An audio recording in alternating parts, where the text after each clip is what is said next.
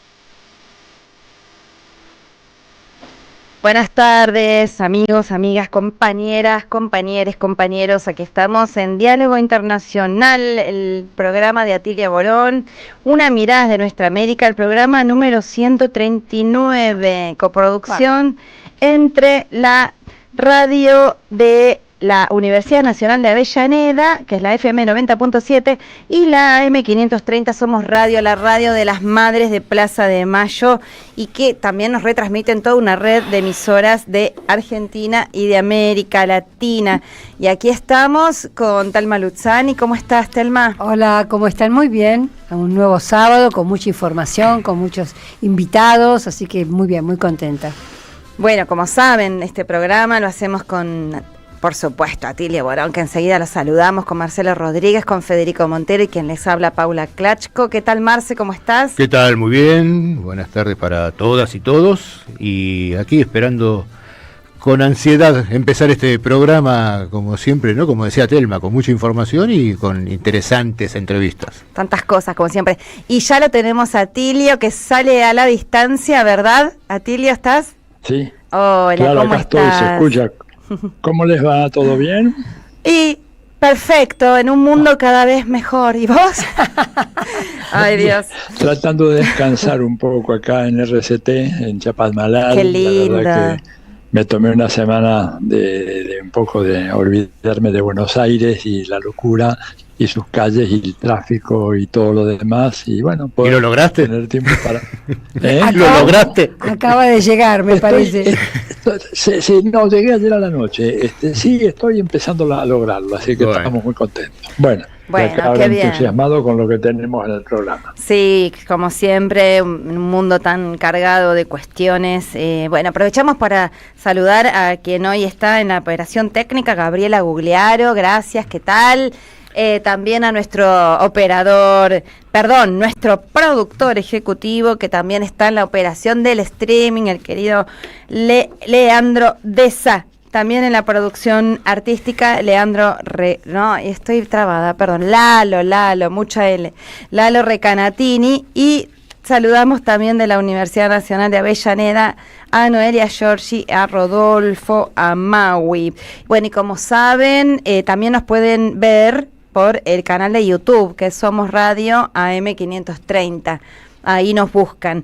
Y antes de comenzar a comentar un montón de cosas importantes, Marce, hoy tenemos sorteos también, ¿no? Sí, hoy tenemos, como siempre, sorteos, y vamos a sortear 2 libros hoy.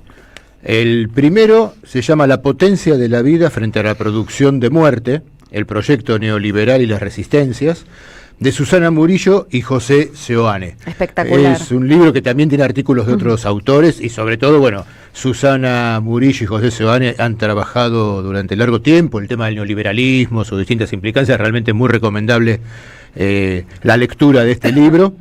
Y otro libro que es Los perros, memoria de un combatiente revolucionario, de Luis Mattini. Bien. Estos libros de Ediciones Continentes, que saludamos como siempre a Jorge Gurbanov y le agradecemos por los libros para estos sorteos.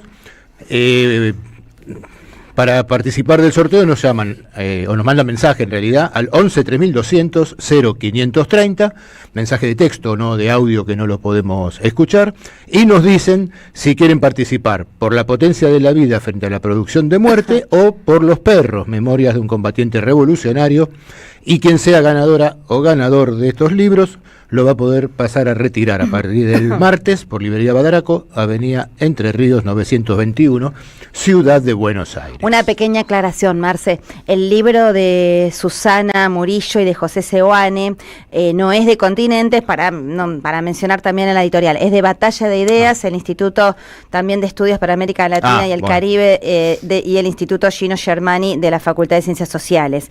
Así que, bueno, La potencia de la vida. Les mando un beso muy enorme a la querida profe Susana Murillo, y también al querido amigo y compañero José Seoane.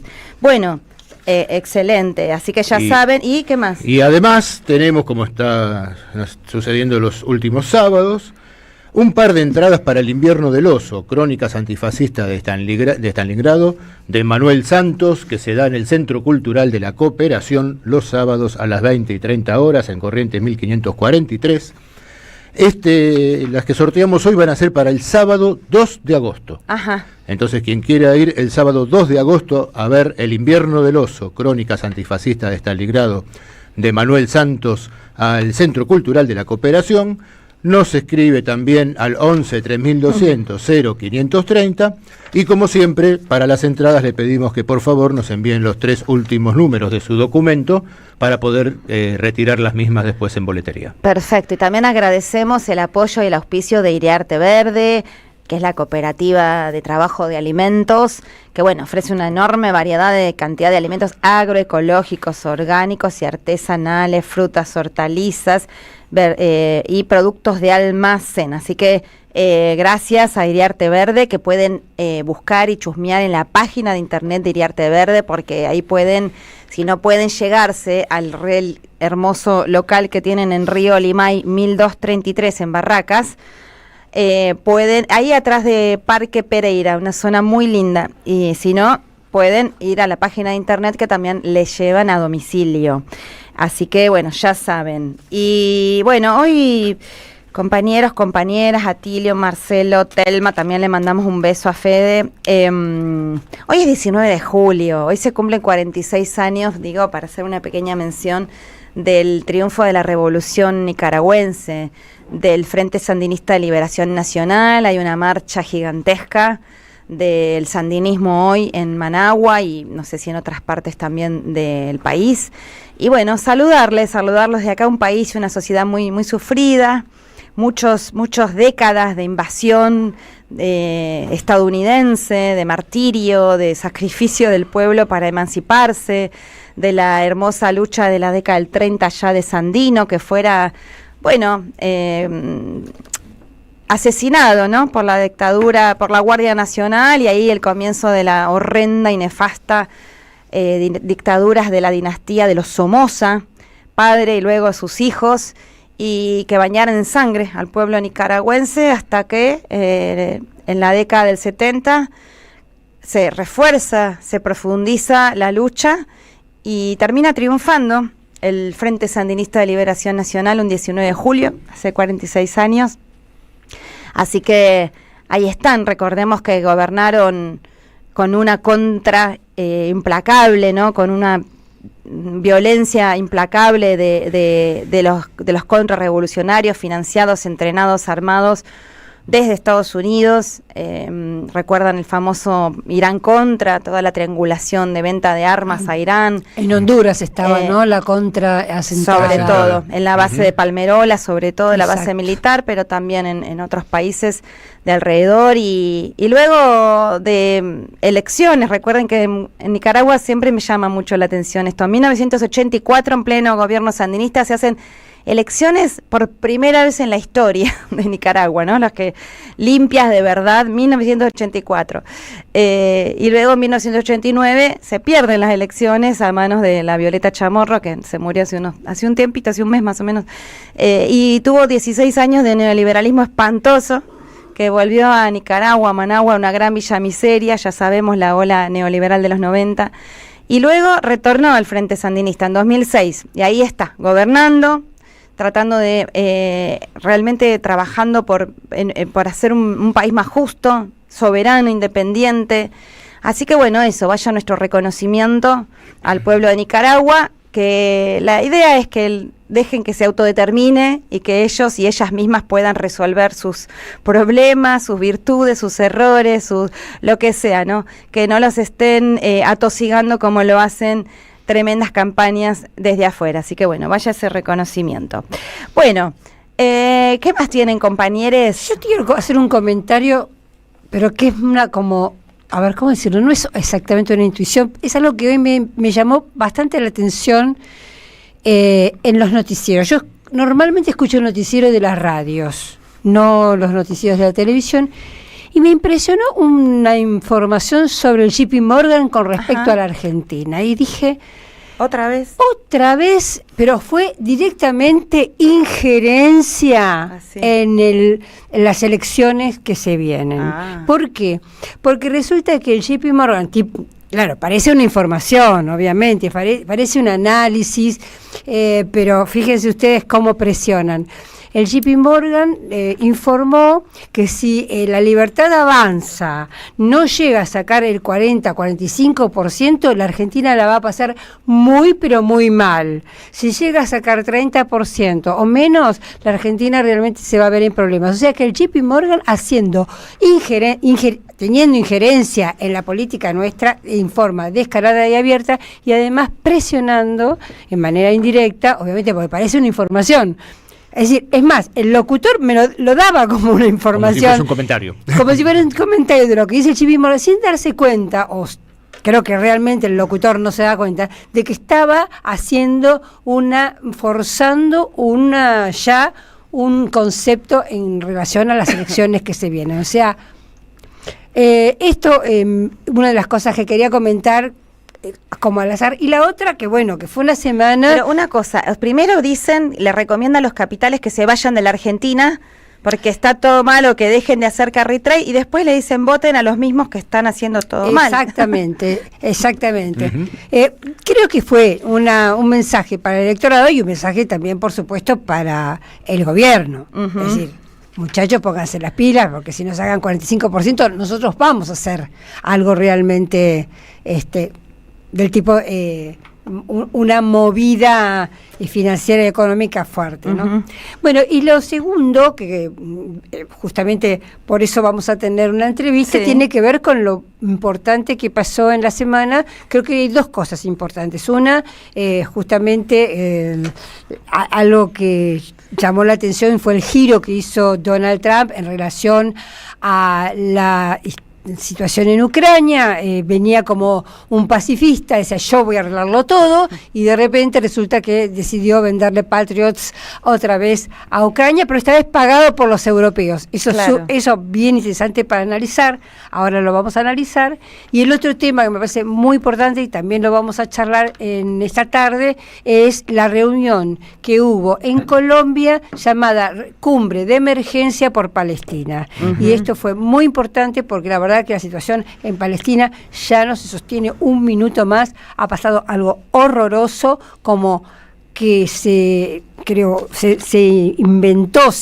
una fundación humanitaria trucha, pero no dice trucha, dice fundación humanitaria para dar comida a los palestinos, una ONG que dice que va a dar comida. Cuando se juntan bastantes palestinos con el plato vacío para pedir comida y pedir agua, los matan, los ametrallan. Terrible.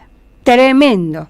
Pero bueno, eso digo, son dos, no son dos noticias buenas, pero son la de Bogotá sí, creo que es prometedor que por fin se junten los países como para hacer algo de verdad, ¿no? Vamos a hablar de eso durante toda la tarde y algunas otras cositas más. Así es, vamos a retomar esto de la cumbre de urgencia del Grupo de la Haya que se dio en Bogotá, pero ahora vamos a profundizar en lo que estaba recién justamente introduciendo Telma, porque ya estamos conectadas con Jorge Wozniak. Él es historiador, es analista internacional y lo llamamos, ya lo habíamos tenido el gusto de entrevistar aquí en Diálogo Internacional, y lo llamamos justamente para hablar de la guerra que estamos asistiendo de la OTAN contra Rusia en escenario ucraniano y la postura de Trump. Jorge, ¿cómo estás? Acá te saludamos Atilia Borón, Marcelo Rodríguez, Telma Luzzani y Paula Klachko. ¿Cómo estás? ¿Qué tal? Buenas tardes. Muchas gracias por la invitación. Gracias a vos, Jorge. Bueno, queremos realmente escuchar tu análisis en función de los sucesos de esta semana, que no sé si escuchaste que recién estaba introduciendo Telma. Sí, una parte la escuché. Ajá. En relación a Trump, habría que pensarlo, contrariamente por ahí a lo que muchos piensen, que es un político brillante. Brillante en el siguiente sentido: dice cosas para diferentes públicos, y lo que salga bien es lo que él dijo que iba a pasar, y lo que sale mal, digamos, borrón y cuenta nueva. Y a su vez está enfrentando grupos de presión internos muy grandes, lo que a veces se llama el Estado profundo, la burocracia, los grupos del Pentágono, el complejo militar industrial, el lobby sionista, y se va moviendo entre todas esas presiones, tratando de lograr algo de lo que considere correcto, con las consecuencias que puede tener, obviamente. Sí, porque primero, al principio había dicho que iba a un día a arreglar la situación, después en 50 días, pero en fin, creo que Atilio te quiere hacer una pregunta, a ver. Sí, no, yo le quería... Hola, Jorge, un gusto que estés con nosotros. Bien, pero yo decía, pero en realidad muchas cosas no le han salido bien, porque es cierto lo que vos decís, el tipo le habla a diferentes públicos y es absolutamente inescrupuloso porque dice cosas incompatibles según sean los públicos, pero hoy en día, ¿qué puede mostrar, digamos, sus manos como un gran logro para Estados Unidos después de casi 6 meses de gobierno? ¿Cómo ves eso? Lo que pasa es que lo que hay que tener en cuenta es que Estados Unidos es una potencia en retroceso, pero en un retroceso a nivel global. Hace poco escribí un artículo para Tectónicos, revista que recomiendo, donde analizo precisamente esto que está pasando. Si uno ve la deuda externa, la deuda pública de los Estados Unidos, que ya suma más de 36 billones de dólares, mientras que el PBI de los Estados Unidos ronda los 29.000, más la deuda que vence este año, que son 9 billones de dólares, que la patearon para adelante contrayendo una nueva deuda que algunos sitúan en 3 billones de dólares, otros en 4 billones y medio. Hay un desajuste entre recaudación y gasto, sobre todo gasto del complejo militar, que es creciente y es algo que se viene agravando de año en año porque la recaudación no crece. Y no crece porque Estados Unidos estuvo sumergido en un proceso de desindustrialización, se benefició de la globalización desde la década del 80, pero en ese proceso de globalización, China de hecho se convirtió en la mayor economía del mundo. Entonces, hay una realidad y es que ya no tenemos un mundo unipolar como era en la década del 90, donde Estados Unidos o el mundo occidental, para meter ahí también a Europa occidental, imponían su política a todo el planeta. Ahora tenemos un panorama mucho más complejo. Las sanciones que supuestamente Trump le iba a aplicar a China no las puede aplicar porque gran parte de los bienes industriales que consume el habitante de Estados Unidos son producidos en China, con lo cual aplicar una tarifa a los productos chinos en realidad es subir el costo de vida en Estados Unidos, con lo cual habría presión para subir los salarios. Eso es una realidad que no pueden tapar con la mano, es una realidad que se les desborda por todos lados. El crecimiento de Rusia, el eje Rusia-Irán-China, el surgimiento de los BRICS, son realidades que se están imponiendo y Estados Unidos se está quedando relegado. Trump, como un empresario consciente de las demandas del mercado, para simplificarlo, ve que Estados Unidos no puede estar en tantos frentes simultáneamente, no puede financiar la guerra en Ucrania, no puede financiar el conflicto de Israel con todos los países del cercano oriente, no puede enfrentar a China en Taiwán, por lo tanto trata de cerrar algunos de los agujeros que tiene abiertos. El asunto es si del otro lado quieren aceptar las condiciones que él quisiera imponer. Ejemplo con Rusia, un acuerdo de paz inmediato. ¿Un acuerdo de paz en qué condiciones? Que Ucrania siga en la OTAN, que los misiles de la OTAN se instalen en territorio ucraniano. Es un conflicto que así como lo plantean no tiene solución en esas condiciones y por lo tanto sigue el conflicto abierto. Lo mismo con Israel-Irán. Ese supuesto bombardeo estadounidense que fue algo para el gran público, porque en la práctica parece que no se destruyeron las instalaciones. Es una forma de satisfacer a los grupos pro-sionistas, mostrar que Estados Unidos tiene una política de mano dura, pero en el fondo pareciera que hubo una serie de concesiones con Irán. Bueno, de hecho, Jorge, fíjate que se advertían recíprocamente, mirá que voy a tirar unas bombas por allá, e Irán respondía, bueno, ahora yo voy a bombardear una base que ustedes tienen en Qatar, así que poco menos que haciendo, yo te diría, casi un show televisivo, ¿no es cierto? Pero yo nunca había visto una cosa así. Normalmente el ataque es un ataque por sorpresa, para tomar desprevenido a tu adversario, ¿no? Yo te corregiría en una sola cuestión, y es, efectivamente, Estados Unidos avisó cuando iba a atacar a Irán, e Irán atacó cuando iba a atacar la base estadounidense. Pero cuando Irán tuvo que devolver el golpe a Israel, fue un golpe demoledor. Ahora se está hablando de la destrucción de las bases aéreas y de otro tipo de instalaciones, que parece que fue un golpe terrible. Es decir, Israel trató de arrastrar a Estados Unidos al conflicto, no lo logró. Lo logró simbólicamente, pero en la práctica Estados Unidos esquivó el bulto y trató de quedar al margen de esa maniobra. Pero la respuesta iraní está mostrando que ya no es Israel el peón de Estados Unidos en el cercano oriente y que tiene mano libre para hacer lo que quiera. Cualquier acción que emprenda ahora, el costo va a ser terrible. Jorge, una pregunta, no sé si así lo querés seguir con las preguntas. Por favor. Por favor, Telma. Bueno, Jorge, no, te quería hacer una pregunta, volviendo un poco al tema de lo que pasó esta semana con Donald Trump y su giro en relación a supuestas intenciones pacifistas en Ucrania.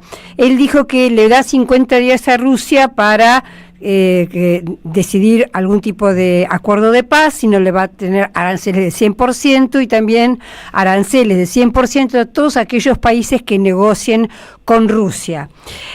Además de decidir el envío de armas que van a pagar los europeos. Mi pregunta es, ¿vos creés que esto de los 50 días se va a cumplir? ¿No se va a cumplir? ¿Es también un show? Hay un dicho que dice, en la carrera se ven los pingos. O sea, te habría que esperar después de 50 días si no se da una nueva prórroga de otros 50 días. Digo, parémonos en la situación en el campo militar ahora. Lo que habían planteado los rusos en la ofensiva de febrero-marzo del 22, que era un golpe demoledor e imponerle las condiciones a Ucrania, dio lugar a una guerra de desgaste. Una guerra de desgaste implica un tiempo prolongado de enfrentamiento. Recién ahora, estos últimos meses o este último año inclusive, estamos viendo los resultados de un conflicto planteado en esos términos. ¿Qué quiere decir? Que lo que estamos viendo es que Ucrania está retrocediendo absolutamente en todos los frentes. No es un avance vertiginoso, porque el objetivo no es ocupar territorios, es destruir la capacidad defensiva del otro. Entonces, darle 50 días a Rusia es como en medio de un conflicto dejar que el más fuerte aplaste al más débil. Entonces, ¿qué puede pasar en 50 días? Y es imprevisible lo que puede pasar. Ejemplo, colapso del gobierno de Zelensky, una posibilidad que se empieza a cada vez más a plantear en la prensa occidental, un derrumbe de las defensas generalizadas. Ejemplo, ahora están por sitiar la ciudad de Pokrovsk, que es el principal bastión defensivo que le queda a Ucrania en toda la zona del Donbass, donde llegan líneas férreas, carreteras, es un nodo logístico significativo. Si cae Pokrovsk, se derrumba en cuestión de semanas el resto de lo que queda del Donbass en manos ucranianas. Si eso ocurre, ¿qué pasa con el gobierno de Zelensky y su postura de seguir la guerra hasta el último ucraniano? Esto es un costo para Ucrania demoledor. Por otro lado, Trump dijo que iba a enviar armamento. No queda claro qué tipo de armamento, porque no es lo mismo enviar misiles Patriot, dijo. Misiles Patriot. Algunos cañones. Esto no está claro. Entonces, ¿se cumple con la presión de los lobbies internos de mandar armamento? Sí. El asunto es qué se va a mandar. Por otro lado, ya en Europa varios estados dijeron que no piensan financiar la compra de armamento estadounidense para sostener a Ucrania, lo cual responde a que, al haber cortado los lazos con Rusia, ejemplo, la energía barata, que ahora están pagando al doble, eso afectó la capacidad industrial europea, con lo cual afectó la capacidad de recaudación para mantener el presupuesto de sus respectivos estados. Por lo tanto, estamos viendo una serie de declaraciones que no necesariamente se condicen con lo que vemos de la realidad. Pero así todo dijeron que iban a aumentar el presupuesto militar. Sí, aumentar, los misiles que mandan son los Patriot. Y hay otra cosa, perdóname Jorge. No te puedo escuchar bien, Telma. No sé cómo decir, qué hacer. No, que algo muy importante es que grandes fábricas alemanas que se dedicaban a la línea automotriz ahora están empezando a fabricar armas en Alemania. O sea, que hay una Europa decidida. No, es cierto lo que decís, Hungría y otros países se oponen, pero los países como Francia, que es banca Rothschild, ya lo sabemos, Alemania, Friedrich Merz sabemos BlackRock, están decididos a armar una guerra contra Ucrania. Sí, contra lo que Ucrania, plantea... no, contra Rusia. Sí, contra Rusia. Contra Rusia, sí, quiso decir Rusia. Se entendió. Lo que plantea Telma es correcto.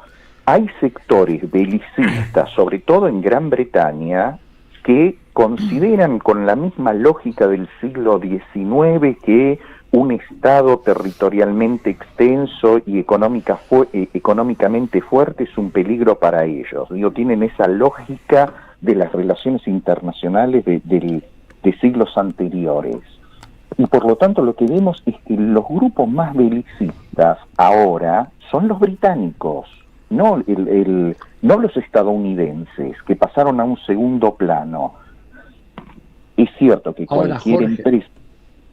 discúlpame, para terminar, cualquier empresa de armamentos lucra con la guerra. El asunto es si pueden pasar rápidamente de una producción civil a una producción militar, y eso ya es mucho más complejo. El aumento del presupuesto militar que algunos aceptaron al llevar al 5% del PBI se va a dar en los próximos años, es decir, no es de efecto inmediato. Con lo cual es mucho discurso y mucho ruido y pocas nueces. Ojalá. Así es. Jorge, yo quería preguntarte, vos estás hablando muy bien, una descripción perfecta de la situación militar muy, muy comprometida que tiene Ucrania, pero ¿cómo está el frente interno en términos de la opinión pública? ¿Qué le pasa a Rusia con esto? ¿Qué le pasa a Ucrania? De Ucrania sabemos más, que hay una opinión pública muy mayoritaria que no quiere saber más nada con la guerra, lo cual es obvio, ¿verdad? Están siendo masacrados, sus viviendas destruidas. Pero ¿cómo está el frente interno de la opinión pública en Rusia para sostener un esfuerzo militar que va a seguir bastante tiempo más? Por lo menos, no sé, yo calculo 6 meses mínimo, pero bueno, tal vez más. ¿Cómo está eso? Si tenés algún dato. Cuando habíamos hecho la entrevista anterior por la invasión ucraniana en la provincia rusa de Kursk, habíamos planteado cuáles serían las consecuencias de esa invasión. Lo habíamos planteado a los pocos días de que se produjera. Gracias a los soldados ucranianos que usan el TikTok absolutamente para todo, subieron un montón de videos haciendo el saludo nazi cuando entraban a territorio ruso, con emblemas de la Alemania nazi, y destruyendo propiedades, lo cual es un crimen de guerra, propiedades que no son de uso militar, es decir, entraban a un supermercado y producían destrucción gratuita. Cuando se retiraron los ucranianos de Kursk, se encontró en muchos sótanos gente torturada y mutilada. Todo esto es, si el gobierno ruso decía que la guerra era algo preventivo, porque los neonazis en Ucrania eran un peligro para la seguridad rusa, todo esto que hicieron los soldados ucranianos... Lo confirman. Claro, le dio un aire al gobierno ruso. Si había dudas con respecto al enfrentamiento, ellos garantizaron que la población se uniera en torno a su gobierno. El nivel de cohesión que se ve en los medios, en distintas notas, etcétera, etcétera, es prácticamente unánime. Y lo que se nota es que van a apoyar la campaña hasta la victoria final. No hacer concesiones. Y de hecho, hacer concesiones en el caso de que se llegara a plantear, debilitaría la posición de Putin en relación a otros grupos que realmente son los halcones. Aunque parezca mentira, Putin es uno de los moderados del gobierno. Por el lado de Ucrania es obvio lo que está pasando. Una cosita, puede ser, con respecto a esto que dijiste para agregar, puede ser que hace pocos días hubo otra ostentación de símbolos nazis de parte también de los soldados ucranianos.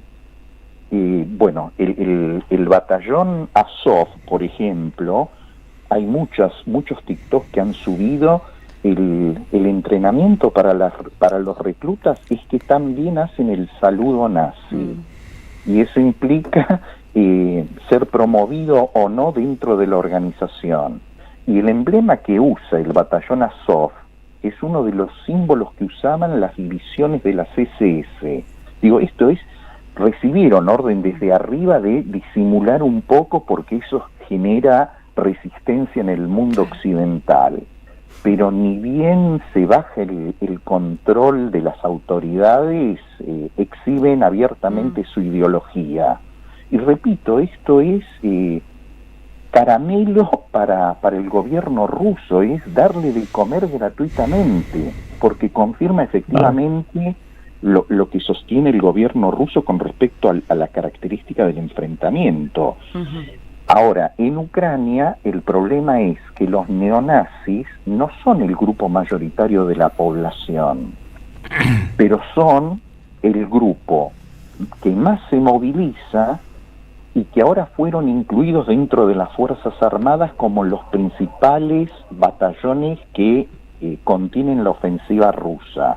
Por lo tanto, cualquier intento de Zelensky de llegar a un acuerdo daría lugar seguramente a un golpe de Estado liderado por la ultraderecha. Así que Zelensky está navegando entre dos aguas, las presiones que tiene de algunos sectores para llegar a un acuerdo antes de que se pierda más, y las exigencias de la ultraderecha que no quiere realizar ningún tipo de concesión porque la victoria es posible.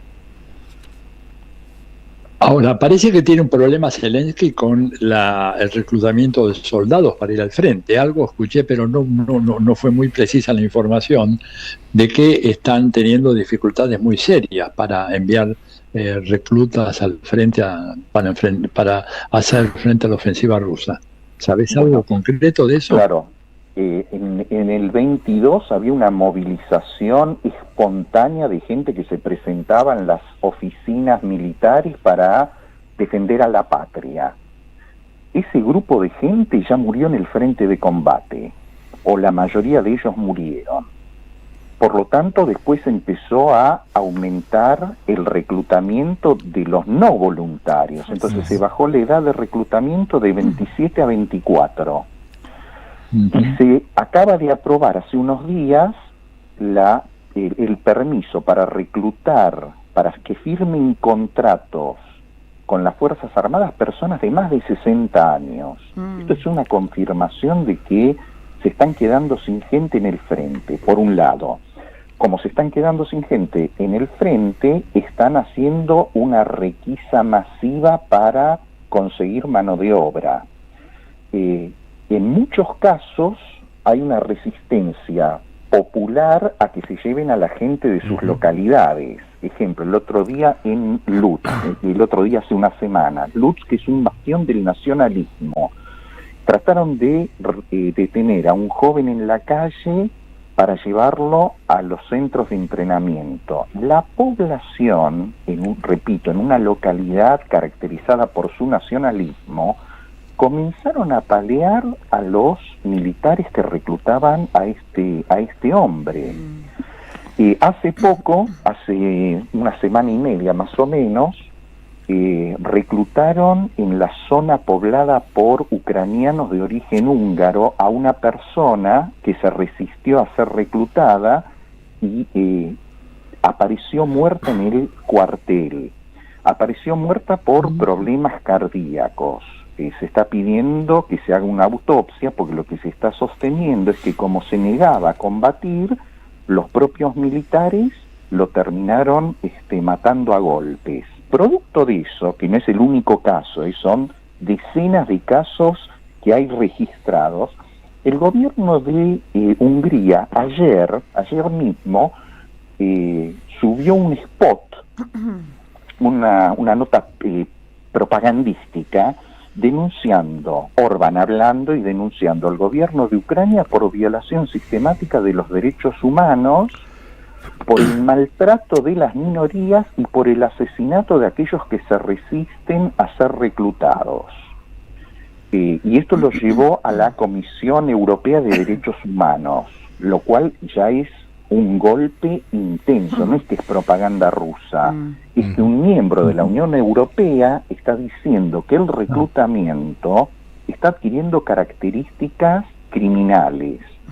En otras localidades, en la zona más prorrusa, hay casos registrados de ataques a los camiones que trasladan reclutas para liberar a los familiares. Digo, estos son notas que aparecen una vez por semana, por lo menos tenemos destrucción de los coches que se encargan de hacer la recorrida para encontrar infractores, o de los camiones que trasladan a los jóvenes capturados. Esto es el ABC de cada semana.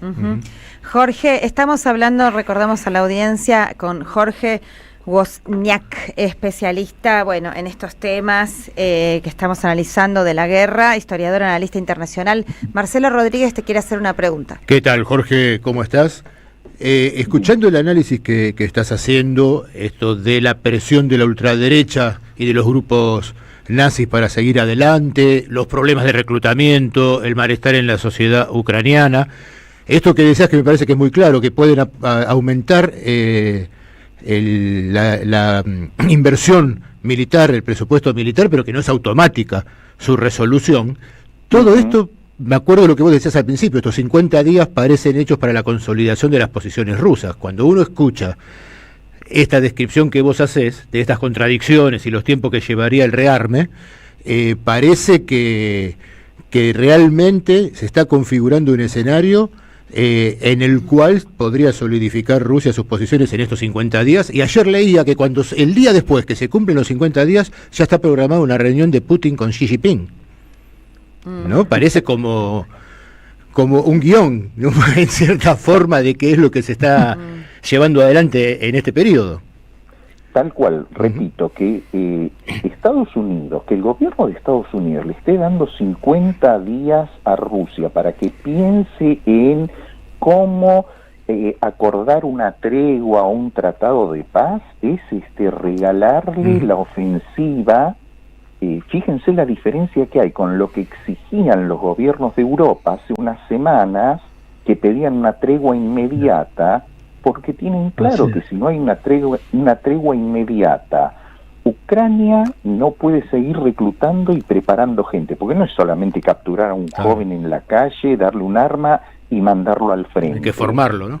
Hay que formarlo por lo menos, así lo básico, 2 meses. 2 meses para alguien que pueda vivir algunos días en el frente de combate. A mayor cantidad de entrenamiento, más posibilidades de supervivencia. Entonces, esa tregua inmediata que pedía los gobiernos de Europa Occidental tenían que ver con conseguir armas que no saben de dónde sacarlas, porque ya los arsenales están vacíos. Eso es el otro punto. La guerra fue un negocio redondo, pero fue un negocio redondo para las empresas estadounidenses. Lo que se mandaron, básicamente, fueron cientos de tanques Leopard alemanes, los misiles Scalp franceses y británicos, los misiles antitanques Enlaw.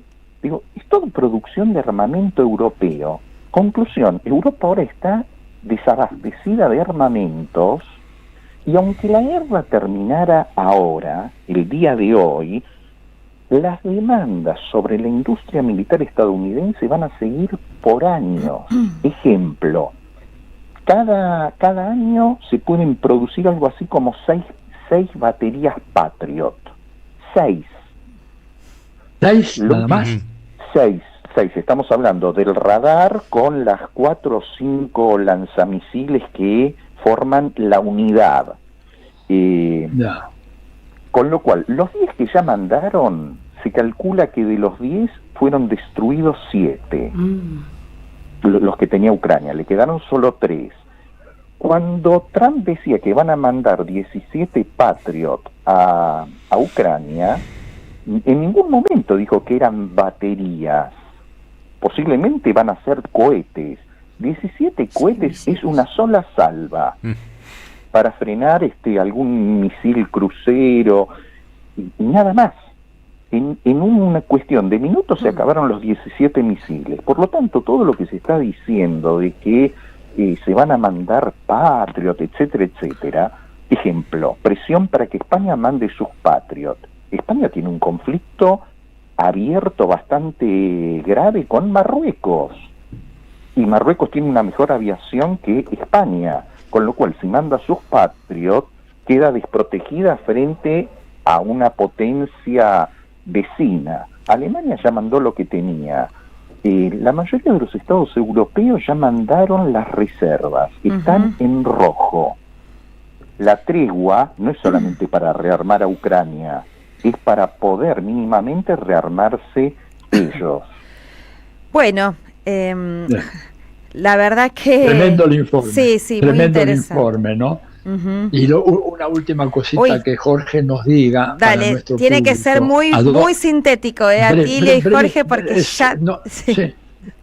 Simplemente que nos diga Jorge dónde podemos seguir sus informes. Él mencionó Tectónico, ¿hay alguna página para que nuestra audientada pueda seguir tus análisis? Eso es todo. Dale. Y agradecerte por haber estado acá. Muy bien. Generalmente publico en página 12, pero el otro medio donde ahora estoy publicando con más frecuencia es Tectónico. Bien. Recomiendo, hay unas notas brillantes de diferentes especialistas. Entre ellos Telma. Sí, escribe. Bueno, no quería subirle tanto el ego, pero sí, efectivamente Telma, que es una máquina de producir buenas notas, sí, efectivamente.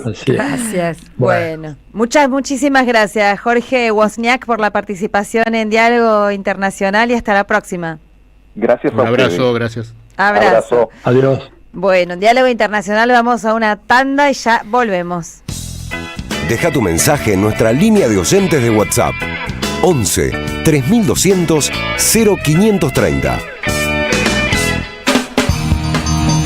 Somos Radio AM530. El destino de tus vacaciones está en Turismo Cabal. Viví los momentos que querés, con viajes armados a tu medida, con las mejores ofertas y los paquetes que buscas, con más de 35 años de experiencia. Entra en www.turismocabal.com.ar y encontrá las vacaciones que necesitas. Turismo Cabal, seguridad en viajes.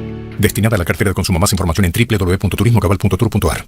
Tronador, agua mineral, botellones y dispensers para el hogar y la oficina. Hacé tu pedido al 4201-2627 o mandanos un mail a info@aguatronador.com.ar. Tronador, agua de mesa envasada. 12 de octubre 632 en Avellaneda. Hijos del trabajo, proletarios y cofrades, masones aceptados, levadura del barrio portuario, que anidáis por acá solapados. Opereta de los bandoleros, de Hugo Chumbita, versión y dirección Claudio Gallardú. La fabulosa historia de los bandidos rurales argentinos. Teatro del Pueblo, Lavalle 3636. Domingos 20 y 30, entradas por alternativa. Alimentos cooperativos, producción y comercialización de productos cooperativos y de agricultura familiar. Envíos a todo el país. Por pedido, envía tu mensaje al 11 34 31 2928. Seguinos en Instagram como @alimentos cooperativos. El sabor que te acompaña es Café Bantú. El aroma en la mañana de Café Bantú. Bantú.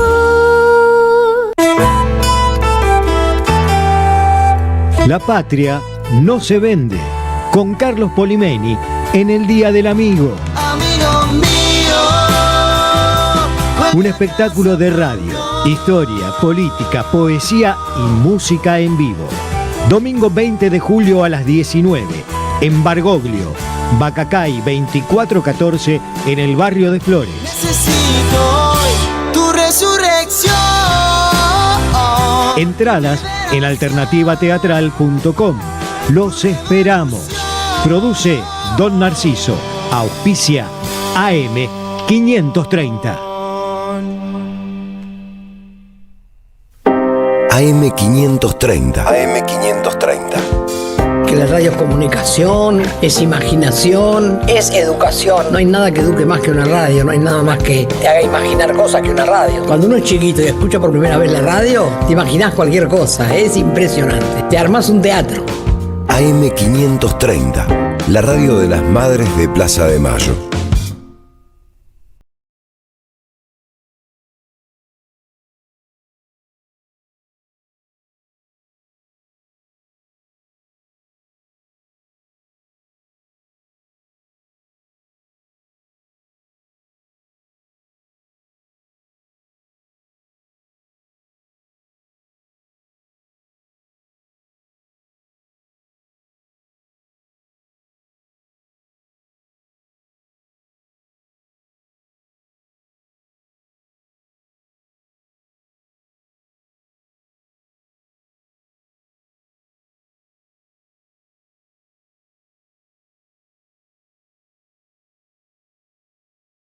De súper lujo.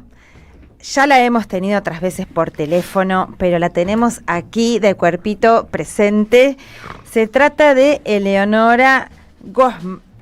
Te pusieron mal el apellido para acá, por eso es Goffman. Periodista, corresponsal en Brasil. Hemos leído un montón de ella en numerosos medios. Bueno, realmente es un gusto tenerte acá. ¿Y qué tal? ¿Cómo estás, Eleonora? ¿Qué tal? ¿Cómo están ustedes?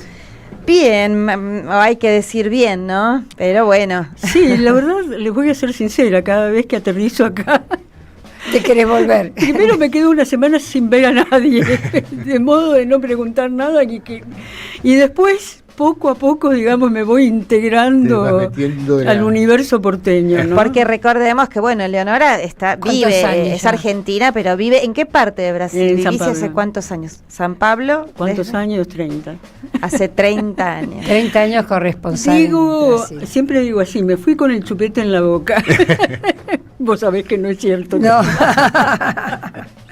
Bueno, pero no, ya te ibas como una gran profesional y ahí perfeccionaste, ¿no?, muchísimo el conocimiento sobre Brasil, sí, justamente. Ahí tenés una idea de lo que es la política internacional, cosa que quien está en la Argentina parece olvidar muchas veces, ¿no? O sea, el tema internacional no es incorporado como realidad cotidiana. No, en Brasil sí. En Brasil, sobre todo si lo pueden usar contra Lula, ni te cuento. Claro. Lo usan todo lo que pueden. Yo voy a advertir que a mí me gusta mucho el gobierno de Lula, me gusta lo que está haciendo en este gobierno, inclusive, digo, lo advierto para que se sepa cuál es mi posición respecto del tema. Entonces es muy difícil encontrarme a mí haciéndole una crítica severa. Bueno, está muy bien. Bueno, ya que...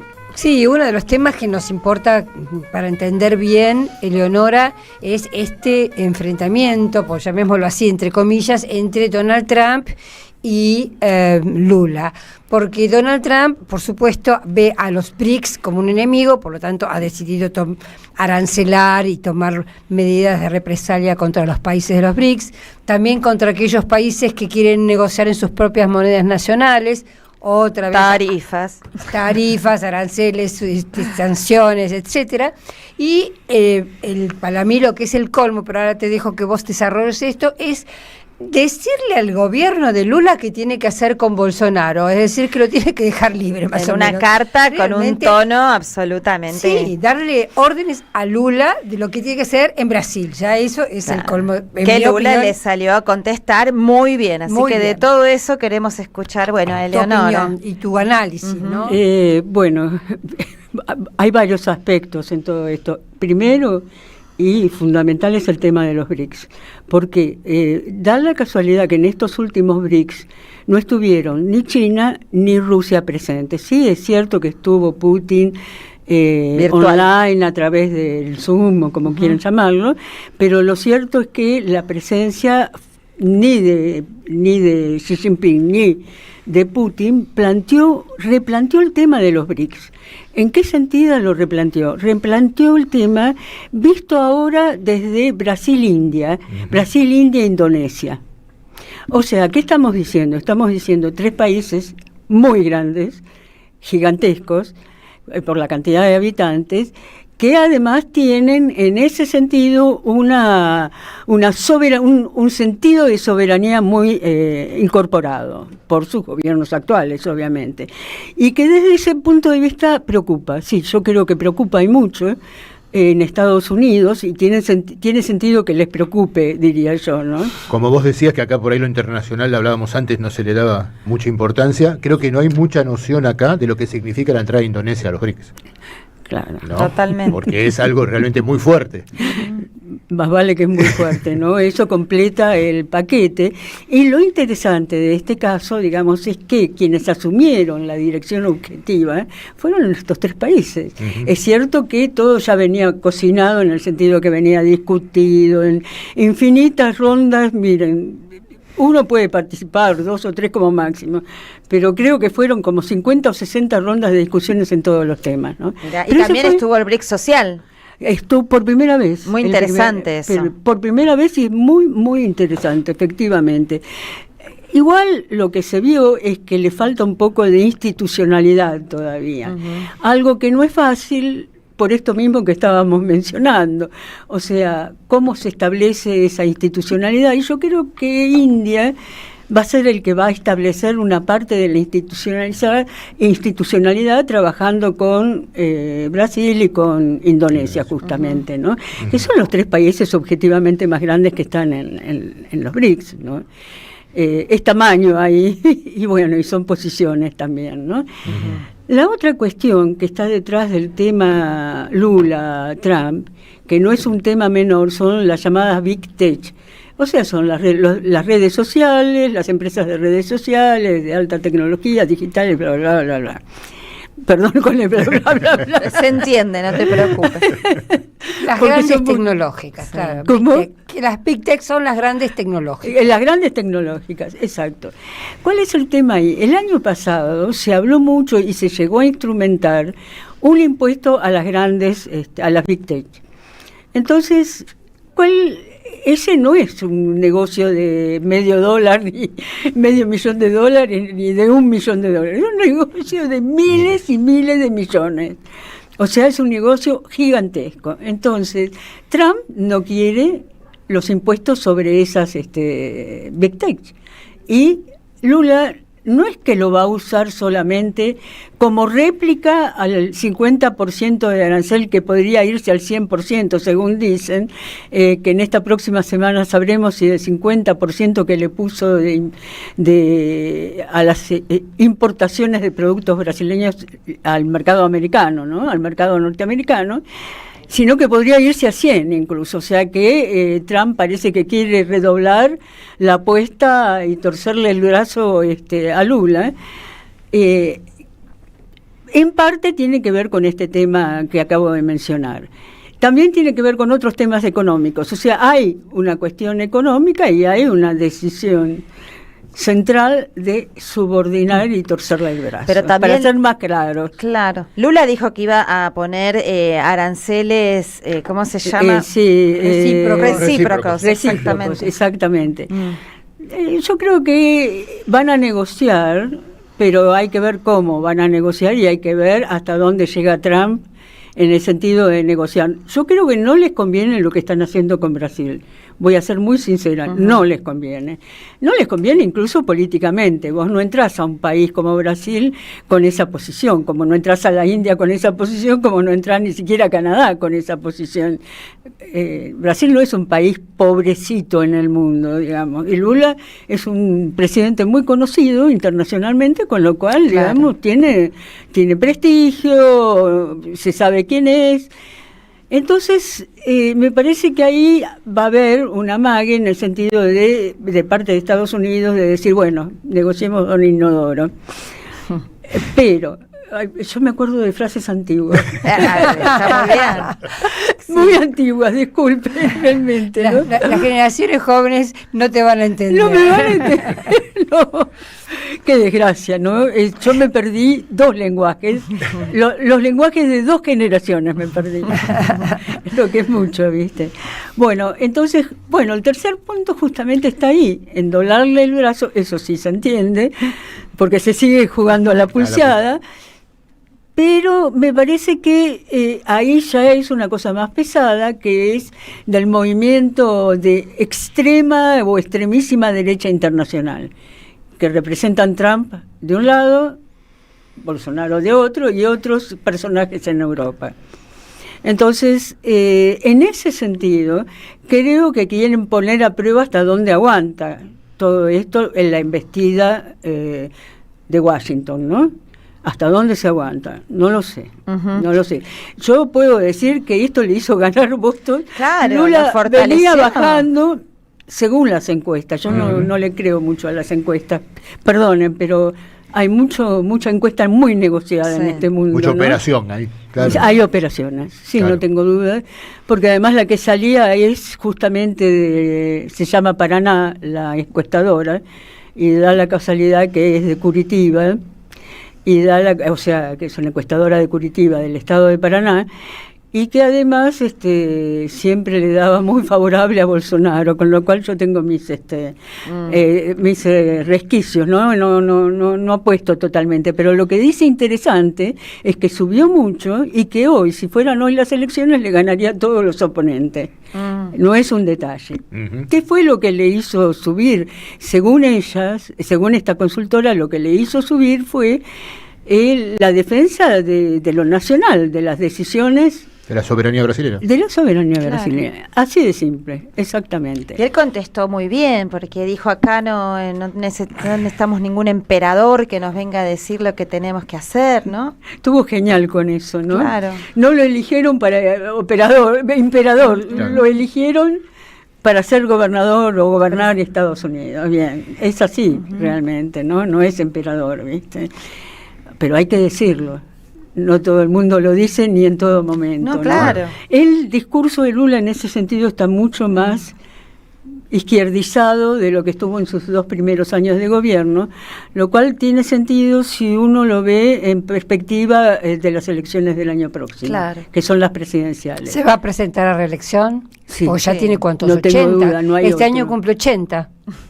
Sí, va a tener 80, pero no hay otro. Telma, no hay otro, perdón. Es terrible, pero vos, no digo que no existan sucesores a futuro, pero no están los sucesores actuales. De los que podrían estar, no les da para el voto. Uno es el caso de Haddad, claro. de quien es hoy el ministro de Economía, de Hacienda, y el otro es el caso del muchacho que está en Boulos. En el PSOL. ¿No es Boulos? Boulos, exactamente. Que fue candidato a San Pablo, que le fue sí, muy bien. Fue candidato en San Pablo y no ganó. No ganó, pero le fue bien.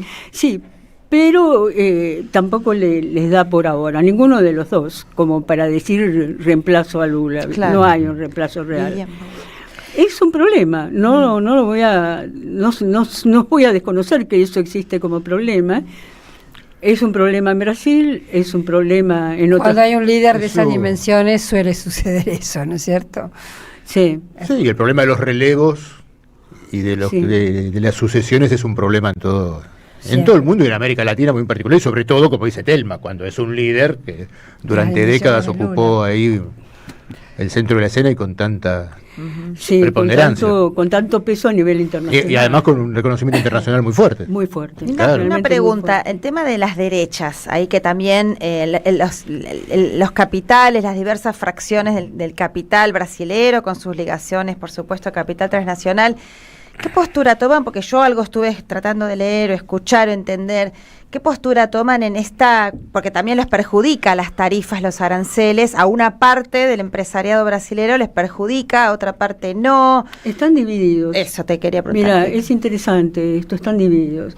Hay quienes quieren arreglar ya y moderar los discursos, pero también están los que defienden el discurso de Lula. Está muy dividido, incluso te voy a decir, está dividido en un sector que no me lo imaginaba tampoco, que es el sector del campo. Ajá. El sector agrícola, ganadero. Está muy dividido sobre cuál es la política a realizar. Ajá. Lo que pasa es que lo que dice Lula, y no es un detalle, es que él se ha ganado en estos 2 años de gobierno 368 nuevos mercados, así lo dijo, 368 nuevos mercados para las empresas brasileñas. O sea que diversificando, saliendo. Claro, eso es. Por eso era interesante también estar en los BRICS. Claro.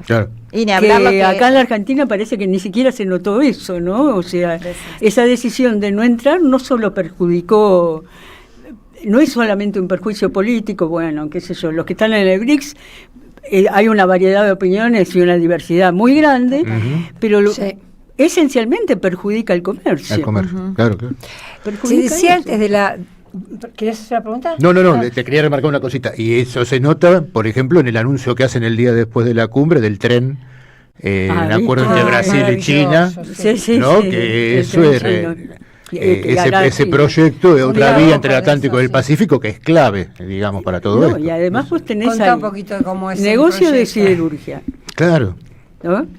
Negocio de todo tipo y color, que seguramente habrá una participación brasileña importantísima, porque no es que viene uno y te construye todo sin tener la contraparte del país. Acá la van a tener y en gran escala. Entonces, es muy interesante en ese sentido, ¿no? Sí, es un tren que del sur de la zona de Bahía, desde el sur, desde el Atlántico, atravesaría todo Brasil y llegaría hasta el puerto de Chacao, en Perú.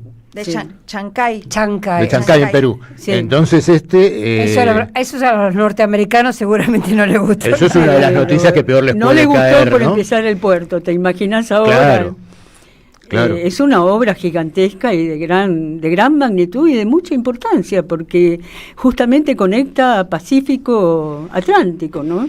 Claro. Para todos. Conecta Pacífico-Atlántico, tanto para los chinos como para los de acá. Y si recordamos el que están haciendo el sur del México, que hasta ahora nosotros sabemos del Tren Maya turístico, pero esa vía es otra. Es otra vía. En las partes más angostas de México está proyectada como otra vía Atlántico-Pacífico. Mira vos. ¿No? Entonces ahí se está reestructurando algo que dependía del Canal de Panamá.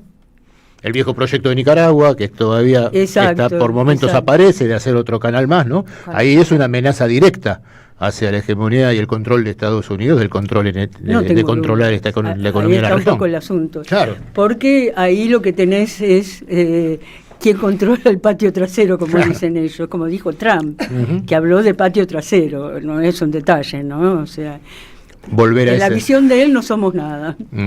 O mucho. O somos muy importantes. O somos demasiado, pero...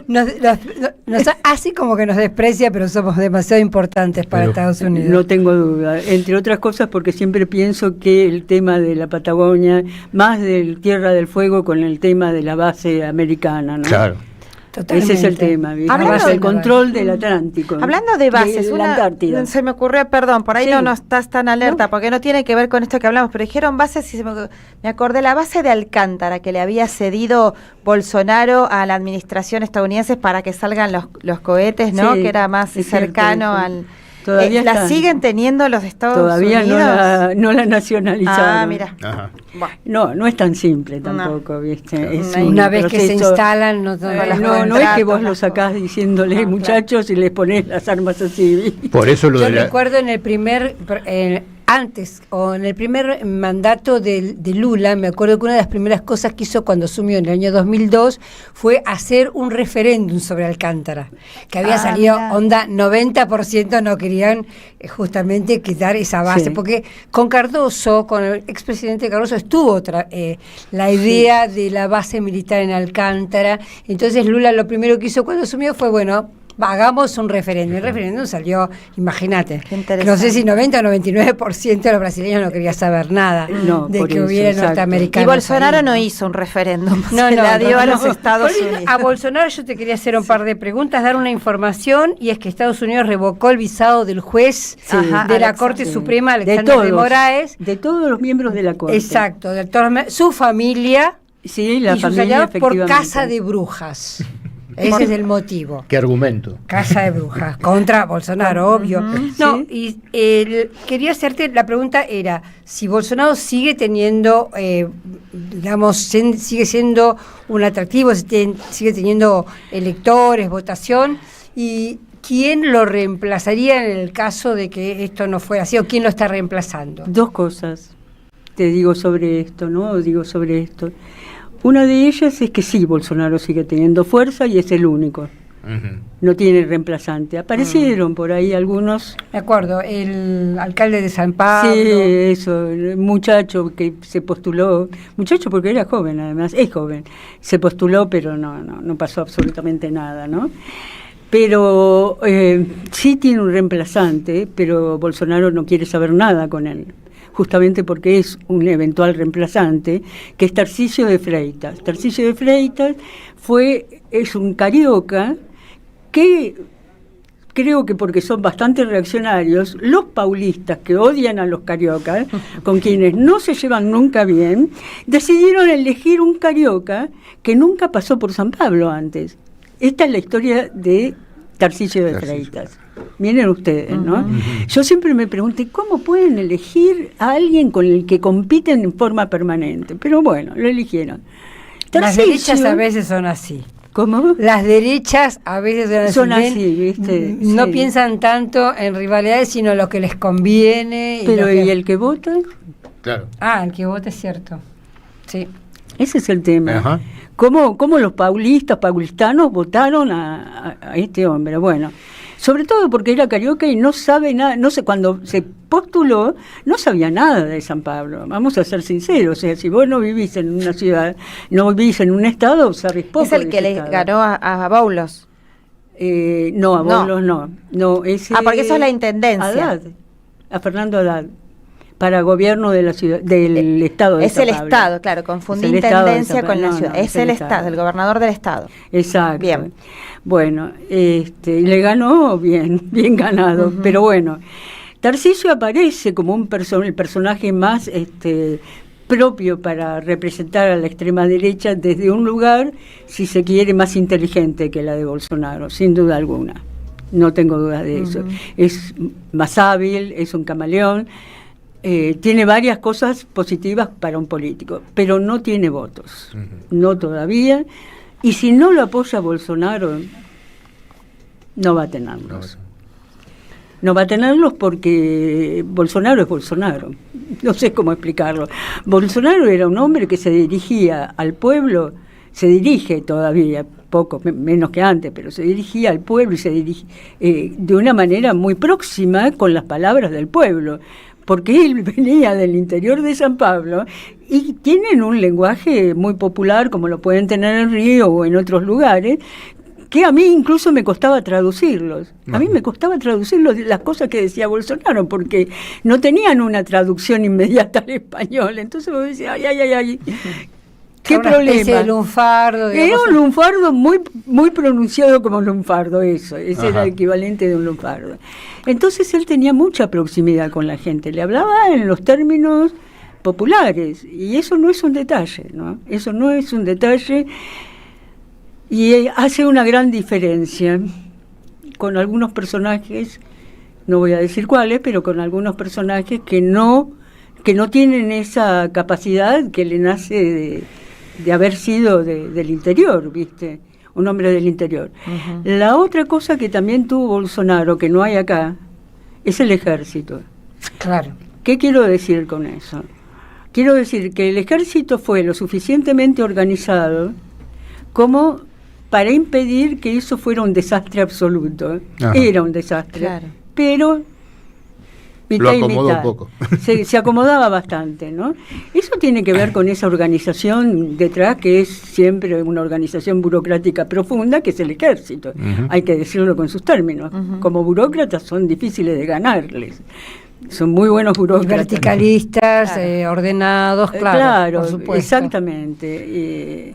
Bueno, esa fue la ventaja que él tuvo para que su gobierno no, por ejemplo, no hubo ninguna privatización que vos dijeras que fue extraordinaria.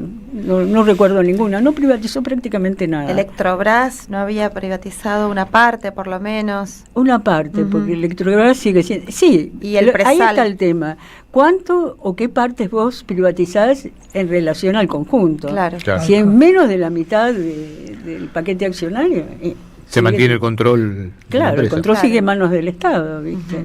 Y una cosa que a mí me llamó mucho la atención fue, por ejemplo, que Brasil no saliera de los BRICS justamente durante la época de Bolsonaro. Esto... No, fue muy divertido. Porque me tocó cubrir los BRICS en Brasil en la época de Bolsonaro. Creo que fue el primer año de gobierno de Bolsonaro, si no me equivoco. Sí, en el 19. Realmente... Todos pensábamos que este hombre se iba, porque venía peleándose con China. Claro. Pero peleándose... Y aparte tan amigo de Estados Unidos y de Trump, era como cantado. Era Trump, también era Trump en aquel momento, claro. ¿Seguro? Ya era Biden. ¿Era Biden ya? No me acuerdo, en el 19. Sí, en el 20 fue Biden, en el 19 fue Trump. Sí, tenés razón. En el 19 Trump. No digo, pero de todas maneras, para él es un referente Trump. Para el Bolsonaro, Trump es un referente. No tengas dudas que es un referente. Y Trump, lo que está haciendo, me olvidé de un detalle, Trump no tiene apoyo en América Latina hoy.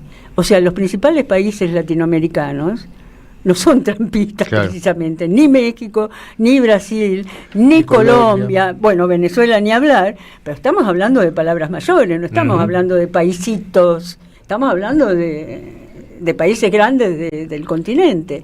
No tiene apoyo. Entonces, ¿qué le quedó? Le quedó Argentina. Argentina, lamentablemente. Acá le quedó Argentina, miren, lamentablemente, efectivamente, les quedó Argentina. Y tratan de usarla metiendo como si fuera una especie de cuña permanente, con varias funciones. Por ejemplo, cuando fue la última reunión de Mercosur, acá en Argentina, en Buenos Aires, fue muy notable el comportamiento del gobierno argentino, que estaba pidiendo a los gritos flexibilización, y si no flexibilizan, nos vamos. O sea, ahí hay una ¿cómo diría? Hay una cuña que no es nacional solamente. No, por supuesto, digamos, dificulta mucho que Argentina esté en oposición a Brasil en este momento. Por supuesto, para Brasil sería extraordinario, para los BRICS también, que Argentina tuviera una posición similar, como fue a principios del siglo XXI, ¿no? Donde los países coincidíamos, nos integrábamos, y eso hizo avanzar muchísimo la región, sin duda. No tengo la menor duda, desde el punto de vista geopolítico, Argentina era clave en ese sentido. Y era clave para Brasil. Voy a ser sincera.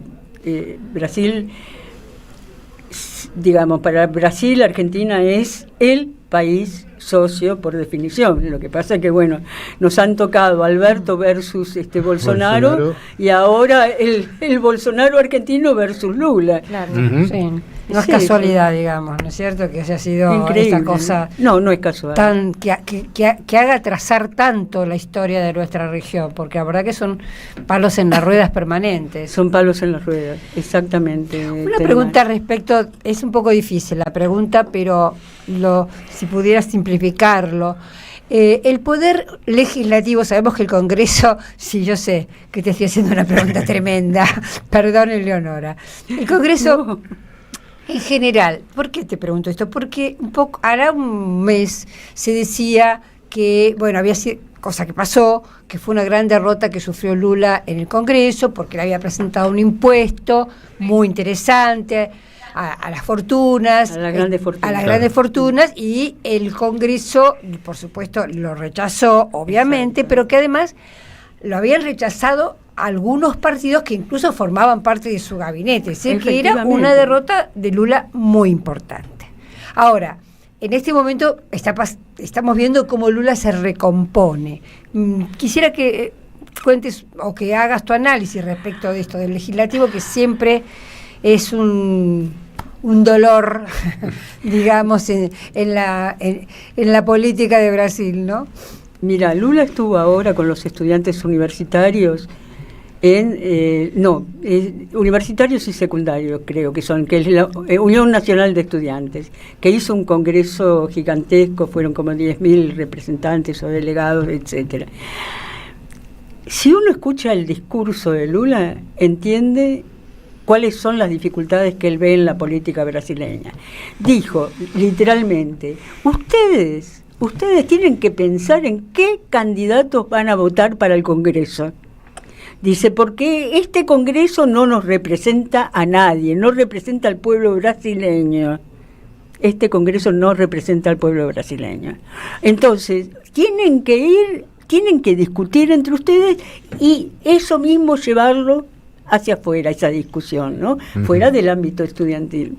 Me pareció muy interesante porque marcó un tema que era crítico. O sea, este es un Congreso dividido en 500 partidos más o menos, porque cada uno, si uno va a tomar en cuenta la cantidad de votos presidenciales, olviden, si no entran dentro de una alianza no tienen representación, claro. Pero sí la tienen a nivel local, la tienen a nivel de concejales, lo que serían concejales, o sea, lo tienen a nivel de diputados y de asambleas de diputados provinciales. Eso indica que los nichos, digamos, partidarios son más proficuos en el caso de estos partidos que en el del PT. Uh-huh. Voy a ser sincera con eso, ¿no? Basta ver la cifra, el PT no tuvo un buen desempeño, claro, en las legislativas. Ahora, eso es una cosa. La otra es que realmente este es un congreso dramático. ¿Pero por qué? Porque cada cosa que hace hay un elemento económico en el medio. Y les voy a contar cuál es ese elemento económico, porque acá no existe. Uh-huh. ¿Qué es? Lo que se llaman las enmiendas parlamentarias. ¿Qué son las enmiendas parlamentarias? Son las partes presupuestarias que se dedican miles de millones de dólares. Estoy hablando de 6.000 millones de dólares el año pasado. Uh-huh. Digo, para que se entienda de qué estamos hablando. Que se dedican a ser distribuidas según decide el presidente de la Cámara de Diputados y el presidente del Senado. Es distribuida entre los legisladores ¿con qué objetivo? Que los legisladores con ese dinero hagan obras en la sociedad que representan, claro, la sociedad más chica. Esto está legislado y aprobado por el Congreso y nadie vetó esa decisión. Lo que pone, digamos, en perspectiva el nivel de fuerza que tiene el Congreso. Digo que está esto detrás de cada decisión, porque hay un tira y afloje entre gobiernos, y no solo Lula, y diputados. ¿En qué consiste? No te doy lo que te corresponde, o si vos querés que te des lo que te corresponde, mijito, tenés que aprobarme esto. Algo a cambio, claro. Hay un intercambio, digamos, ¿no? Claro, en ese sentido. Claro. Pero el Congreso le exige a Lula que le pague las enmiendas, que las retrasa, que esto, que aquello, que lo más allá. Eso sí, pague las enmiendas, pague el dinero que malgastamos porque da lugar a mucha corrupción, no imaginan cuánta, ¿no? Una corrupción severa, entre los legisladores, obviamente, pero piden superávit fiscal. Claro. O sea, claro, eso no me lo tocas y hay que aumentarlo, pero aquello cortá en educación, cortá en salud, cortá en todo lo que sea cortable en lo social. Las viejas recetas del FMI. Sí, ¿no? Llamémosla, ¿viste? Del FMI, que se han generalizado. Claro, ¿no? Claro. Una parte captó, Bolsonaro con ese discurso captó a la población que no sabía, no sé, el taxista, el almacenero, que por ahí no tenía hambre, pero había que tener superávit. Igual que acá ahora. Sí, igual que acá ahora, exactamente. Eleonora, tenemos que ir terminando, pero una breve preguntita más. Por ahí es una cuestión incómoda para nosotros, es incómoda, pero bueno, igual hay que hablarlo. ¿Cómo la cuestión del BRICS, volviendo al BRICS, Brasil como con la presidencia pro tempore, el veto a la entrada de Venezuela a los BRICS, que ya las viene manteniendo y ahora esperábamos que en este nuevo encuentro hubiese alguna definición al respecto y no la hubo, o sea que lo siguen pateando. ¿Cuál es tu mirada al respecto? Mira, es un tema muy complejo. Primero, es lo que yo dije, hay que ver el tablero regional desde el punto de vista geopolítico. Segundo, hay que ver en qué situación real está Brasil, porque esto de Trump, si se quiere, lo favoreció a Lula, pero podría no favorecerle y crearle un conflicto interno suficientemente importante como para desgastarlo. Que, dicho sea de paso, es todo lo que viene ocurriendo desde hace medio año. O sea, esta campaña electoral empezó, la del año que viene, empezó muy temprano. Yo les digo, empezó febrero, marzo, por ahí. Entonces, ¿qué ocurre? Lo acusan cada vez que pueden de apoyar dictaduras, lugares donde no se respetan los derechos humanos, etcétera, etcétera, y después va y acusa a Lula, acusa al israelí, a Netanyahu, lo acusa de cometer un genocidio. Esto está permanente como un juego, ¿viste? Que hacen las derechas allá y que es muy complicado. No solamente eso, le meten también cosas que tienen que ver, porque les quiere cobrar impuestos, no sé, al viejo y al joven, digamos, como que el impuesto es el tema del día. Entonces, eso debilita al gobierno, no tengan duda, lo debilita. Y lo debilitó bastante durante los que serían los 2 primeros años, ¿no? El 23 y 24. Lo debilitó bastante. Claro, ahora Lula se dio cuenta que si seguía en esa línea de admitir, digamos, que le impusieran derrotas, no iba a prosperar. Cambió la línea. Cambió totalmente. Le digo, un cambio, yo les diría que radical, ¿no?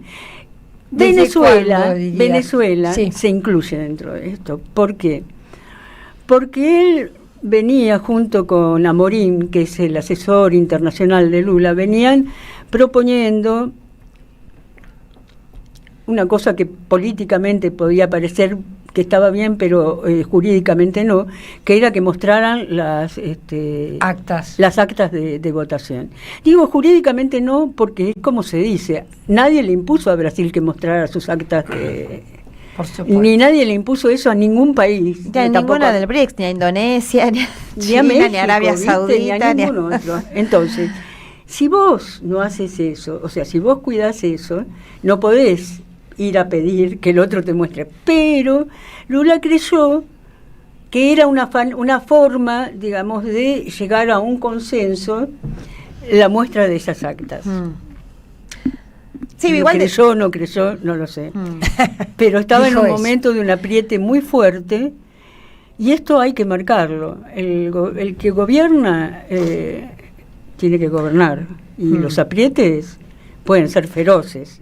Pero vos decís que sigue siendo la excusa para seguir vetando la entrada de Venezuela en los BRICS, porque, digo, sí, bueno. Igual se nos fue el tiempo. No me gusta, pero sí. Así como y bueno, a Arabia Saudita me imagino que le van a pedir elecciones también para entrar en los BRICS. No le han pedido nada, y la indefinición todavía que existe del ingreso, que está así con un pie adentro y otro afuera, ¿no? Sí, exactamente. Pero por decisión de Arabia, ¿no? Claro, es decisión propia. Claro. Bueno, Arabia Saudita es un caso, realmente, ¿no? O sea, si vos defendés la democracia dentro de los BRICS, como han defendido, como una parte central, evidentemente algunos de tus miembros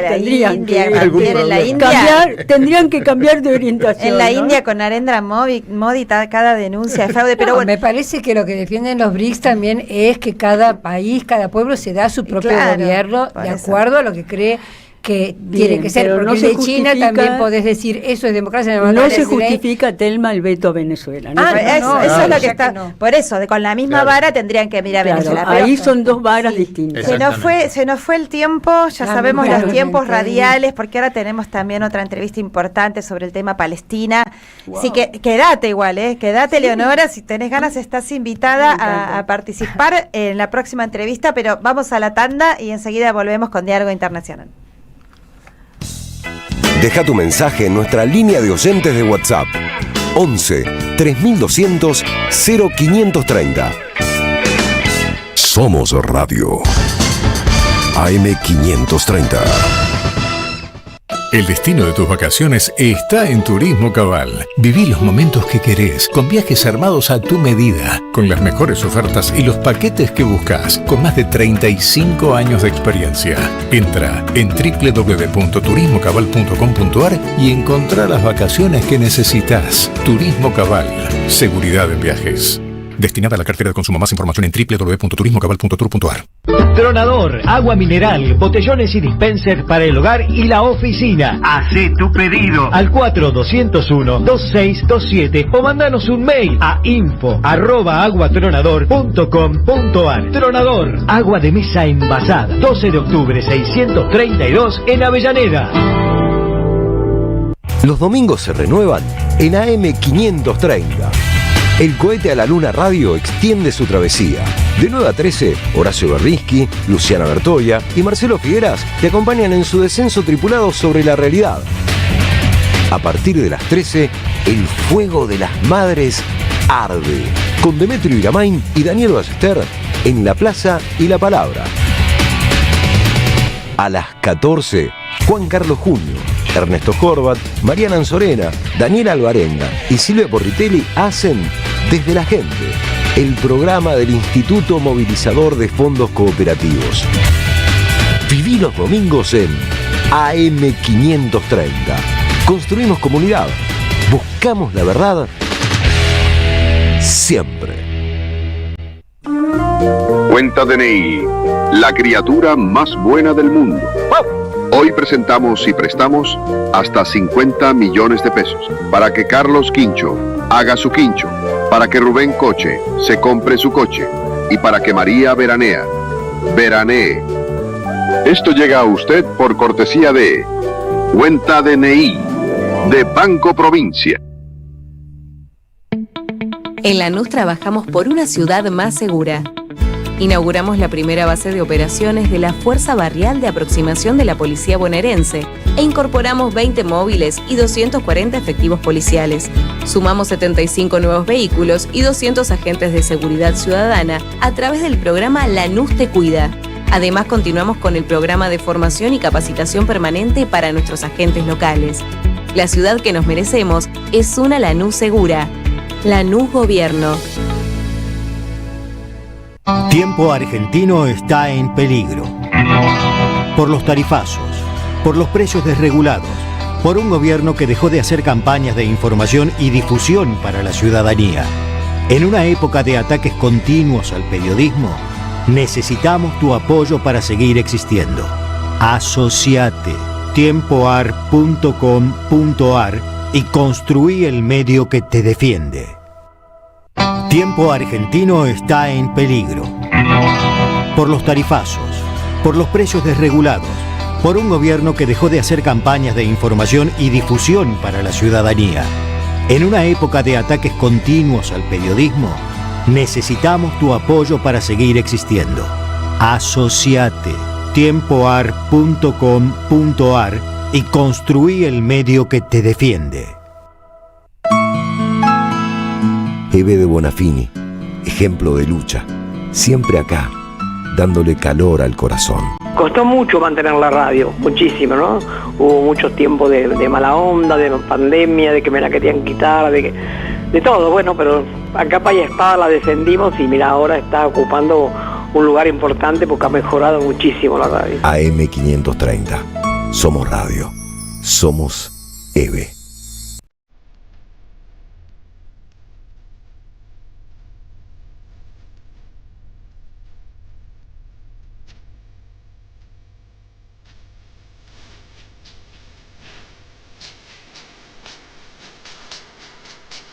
Seguimos en Diálogo Internacional, una mirada de nuestra América, el programa de Atilio Borón.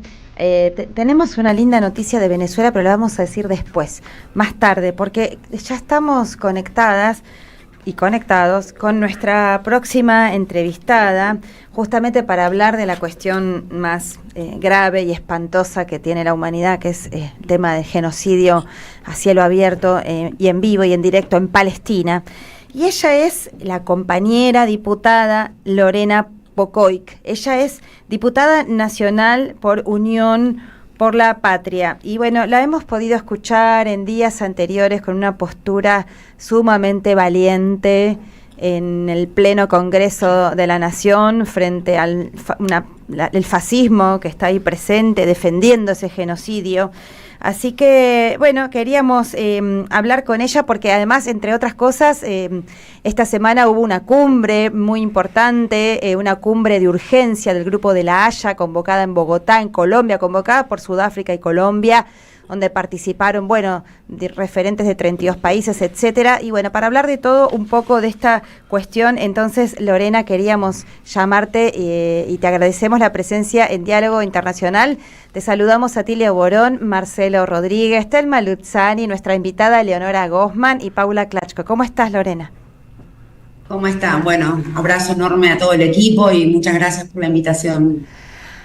Ay, no, gracias a vos, Lorena. Te escuchábamos, entre otras cosas, ahí con tus palabras la otra vez, hace un par de semanas. Les recomiendo a la audiencia que busquen la intervención de Lorena en pleno Congreso. Hace 2 semanas fue, ¿no? Más o menos, creo. Sí, fue en la última sesión donde la sesión fue muy violenta, se cortó abruptamente, pero que logramos emplazar que se reúnan las 2 comisiones que tenían que dictaminar tanto la emergencia por el tema del Garrahan, como en discapacidad, como el tema de los sombreros jubilatorios. Bueno, pero luego en medio de eso, intentando embarrar un poco la cancha, salían proyectos muy provocadores que fui dejando pasar, pero en la segunda diputada que se refiere a mí con nombre y apellido como antisemita, claro. Bueno, no me dio opción que reaccionar, así que bueno, fue un discurso improvisado. No, sí, búsquenlo porque estuvo excelente, pero improvisado, pero con mucha altura. Y sí, aparte esa bronca que nos despierta, yo también vengo de familia judía, y la bronca que nos despierta cuando nos dicen antisemitas por estar del lado de la humanidad, ¿no? De donde hay que estar, denunciando este genocidio. Bueno, también sucedió esta semana el ataque a la iglesia católica en Gaza, donde hirieron a ese cura que hablaba todos los días con Francisco y le daba el informe. El padre Romanelli. Sí. Bueno, tu visión, Lorena, tu opinión, tu visión, primero tu palabra acerca de... A ver, lo primero que tengo para decir es que me parece que este tema ya no da para más. O sea, creo que el planeta ya atravesó todos los límites, sea por acción, por omisión, por silencio, por miedo, por no aplicar sanciones, porque los países muchas veces dicen con el quilombo que tenemos adentro que tenemos que estar preocupándonos por este quilombo a tantos kilómetros de distancia en otro mundo, por no entender que la política internacional es la gran política que tarde o temprano impacta sobre el metro cuadrado que habitamos cada uno de nosotros. Entonces, decirle a todos, ya se cruzó todos los límites. El que no conoce de qué estamos hablando, que se ocupe de investigar un poquito, solamente un poquito. Y que ya muchos estamos grandecitos como para seguir comprando enlatados de Occidente que nos venden el diablo de Medio Oriente como si el mundo estuviese partido en 2 y de un lado fuésemos los buenos y del otro lado los malos. Lo quiero decir en lenguaje muy coloquial, porque no toda la audiencia tiene por qué conocer este tema de política internacional, pero estamos hablando de un genocidio a cielo abierto, como bien vos dijiste, que ya se está cobrando 80.000 vidas, la gran mayoría civiles, que no es una guerra, porque una guerra requiere condiciones simétricas donde 2 estados están combatiendo, lo cual no es real. Es un genocidio, un exterminio, un etnicidio que lo está presenciando toda la humanidad. Y esto también hay que decirlo, aunque son palabras que en otros países se usan con sensatez intelectual, pero en la Argentina parece que uno nombra la palabra sionismo y está diciendo algo, destapando una olla tremenda. Pero el sionismo no necesariamente se refiere ni a la religión judía, ni al pueblo judío. El sionismo es una corriente ideológica absolutamente colonialista y que es parte de un proyecto geopolítico en el que juegan muchas personas que no son de origen judío. Digo, porque hay que empezar a romper mitos también en todo esto, ¿sí? Ser antisionista no es ser antisemita, y muchos árabes son semitas. Entonces, digo, hay que cortarla con la ignorancia. Investigar, porque mientras no investigamos o tenemos miedo, o no nos queremos meter en quilombo, o no queremos opinar, por cada minuto que dudamos siguen muriendo niños, siguen muriendo enfermeros, siguen muriendo maestros, siguen atacando escuelas, ya no quedan hospitales. Entonces, hoy ya es una causa de toda la humanidad, y hoy, y ya estamos tarde, es el tiempo de decir basta, basta al Estado de Israel, y que todos los países del mundo apliquen las sanciones que tengan que aplicar, porque no conozco nación en el mundo que en las últimas décadas haya infringido tantas normas del derecho internacional de diferentes organismos. Lorena, Telma Luzani te saluda. Quiero comentar que Lorena encabezó, o está encabezando, creo, la comisión en defensa justamente del tema de Palestina, y en octubre pasado... El grupo de amistad parlamentaria con Palestina. Exacto, de amistad. En octubre pasado invitó a una serie de periodistas, entre las cuales por suerte yo estuve, y hubo varios relatores de Naciones Unidas describiendo la tremenda situación de Gaza. Les digo, octubre del año pasado, y han pasado mucho tiempo, más de 6 meses, y la situación ha empeorado horriblemente. Una de esas voces era Francesca Albanese, que justamente, vos nombrabas, Paula, la cumbre de Bogotá. Ella estuvo en la cumbre de Bogotá, porque Francesca justamente es una de esas relatoras, y ahora está siendo perseguida por Estados Unidos, ella, su familia, con sanciones y persecuciones de todo tipo. Quisiera una reflexión tuya respecto de esto. Sí, primero, bueno, toda la solidaridad con una gran relatora de las Naciones Unidas, porque no olvidemos que muchas veces hasta los pueblos peleando por su derecho a la libre determinación se han sentido solo de las Naciones Unidas. En este caso, el trabajo de los relatores y relatoras ha sido excepcional, y creo que ellos, cada uno en lo individual y en lo colectivo y dentro de su organismo, también han ido cambiando la mirada a través del contacto directo y la proximidad con lo que es un genocidio a cielo abierto, ¿no? Y sin lugar a dudas que lo que Estados Unidos no le perdona es que en sus relatos son prueba en juicio para la Corte Penal Internacional de ciudadanos, tanto israelíes como estadounidenses, de crímenes de guerra, de crímenes de lesa humanidad. Entonces no se lo perdonan e intentan, a través de vulnerar todo el ámbito diplomático y generar miedo, generar pánico, porque si una relatora de Naciones Unidas es sancionada por hacer su trabajo y decir lo que tiene que decir, ¿qué le queda al resto de la humanidad que camina desde otros lugares y sin fueros ni del ámbito diplomático, ¿no?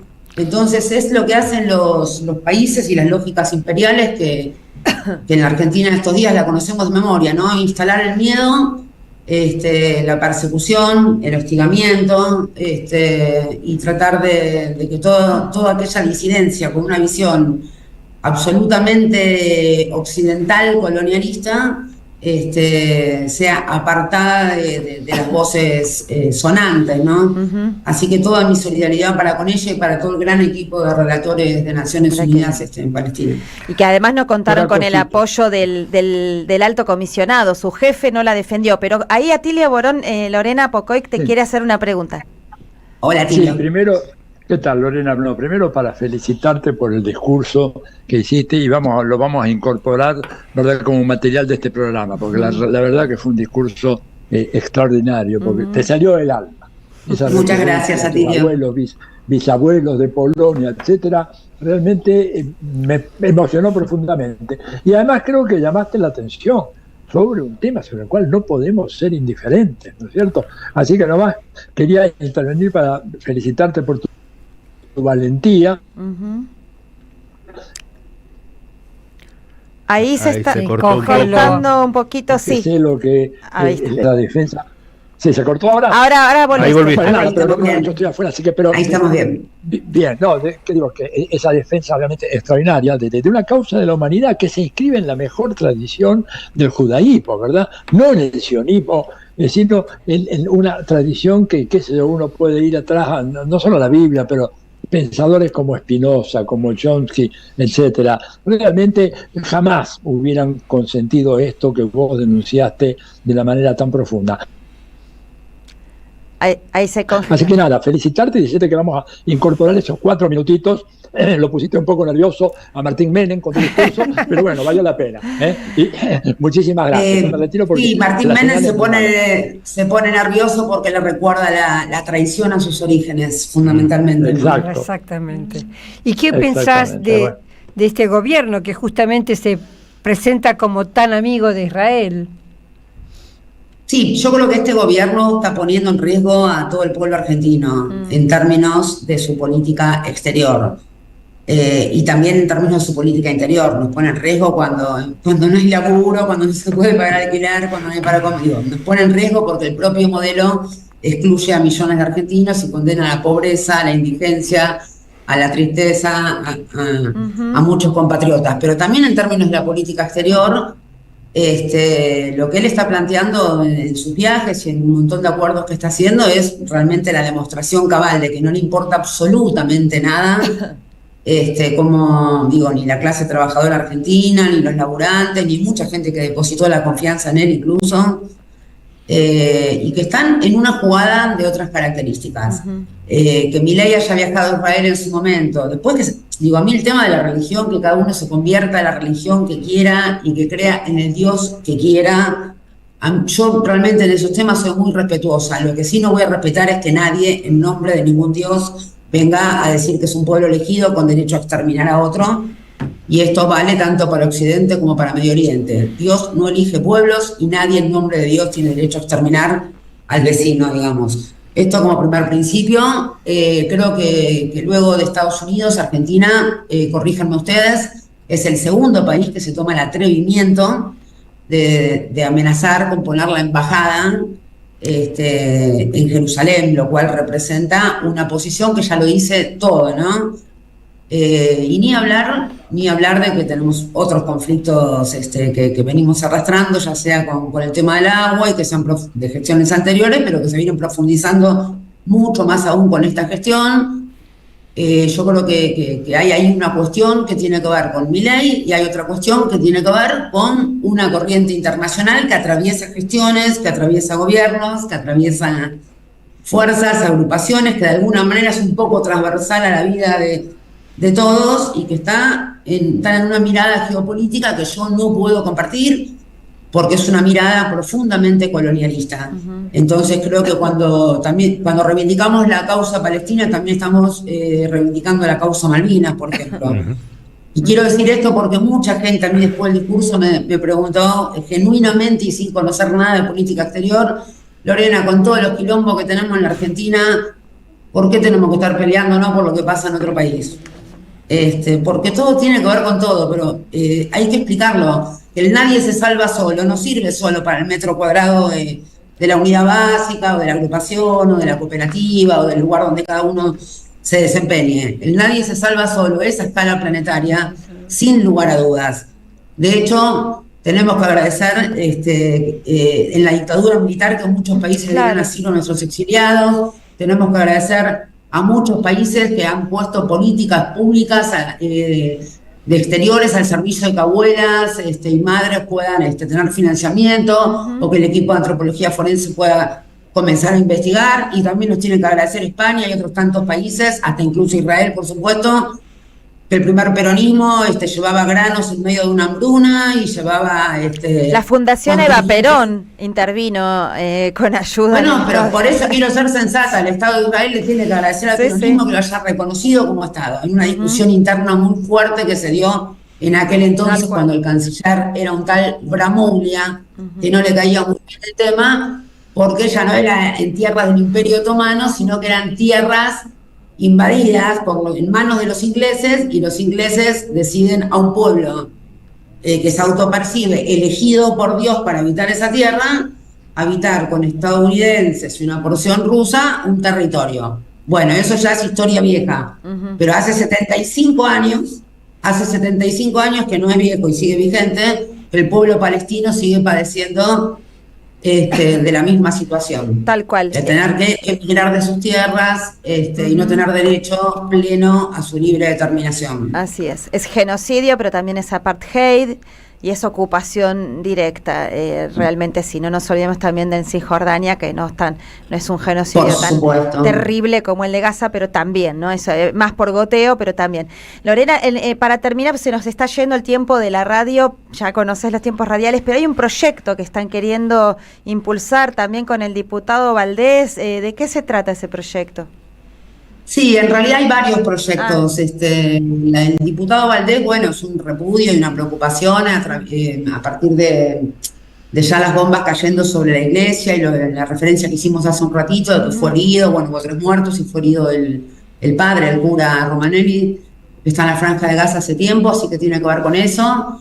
Pero también hay proyectos donde llamamos al repudio y a que el gobierno nacional tome medidas y sanciones.